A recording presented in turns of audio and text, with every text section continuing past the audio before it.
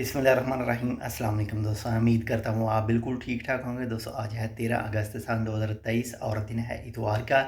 दोस्तों 14 अगस्त 2023 के पुरमसरत मौके की मुनासबत से पाकिस्तान एम्बेसी की तरफ से एक सर्कुलर जारी किया गया है और उस सर्कुलर के मुताबिक जो है 14 अगस्त सन 2023 और दिन पीर को सोमवार को पाकिस्तानी एम्बेसी जो है वो बंद रहेगी, तातील होगी और जो अपना दोबारा काम स्टार्ट करेगी वो करेगी जी 15 अगस्त सन 2023 और दिन मंगल को। अगर आपका कोई भी ज़रूरी काम है और आप इरादा बना रखे थे, आपने इरादा बना रखा था कि आप कल एम्बेसी जाकर वो अपना काम क्लियर करवाएंगे, तो कल छुट्टी है, एम्बेसी ना जाइएगा। अगर आपने एम्बेसी जाना है, रश से भी बचना है, तो कोशिश कीजिएगा कि 16 अगस्त 2023 को एम्बेसी में जाएं, क्योंकि कल छुट्टी होगी। तो परसों यानी 15 अगस्त 2023 को दिन मंगल को जो है वो थोड़ा सा रश ज़्यादा हो सकता है।